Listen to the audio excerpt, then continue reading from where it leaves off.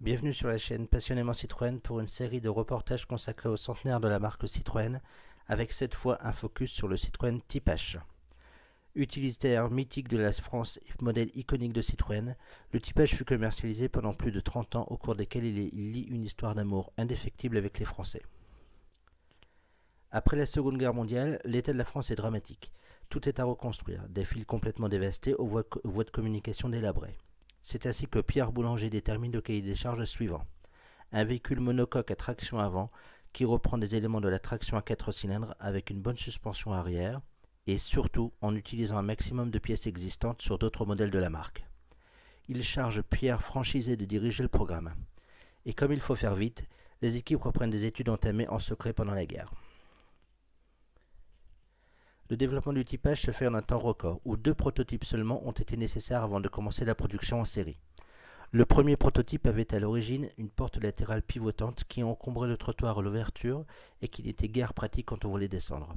Elle sera remplacée par une porte coulissante sur le second prototype.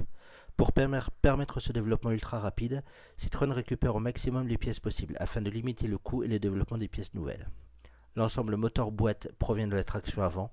Les essieux viennent de la version 15.6 de la même traction et les phares et clignotants proviennent du futur best-seller de Citroën, la 2 chevaux. C'est en 1947 que Citroën présente le Type H qui se reconnaît également grâce à sa fameuse carrosserie ondulée et qui permettait de maintenir une certaine rigidité en employant des tôles plus fines et donc moins chères. Grâce à la traction avant, le Type H propose un plancher plat et bas qui va fortement intéresser les professionnels grâce également à son volume utile de 7,3 m3.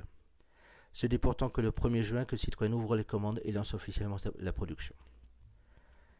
De multiples variantes seront proposées, le Type H connaîtra une série de petites évolutions. Ces évolutions vont permettre au Type H de résister à la concurrence qui se veut plus moderne.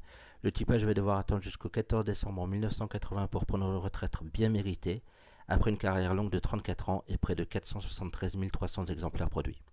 Je vous donne rendez-vous pour un nouveau reportage bientôt sur Passionnément Citroën. A bientôt, salut.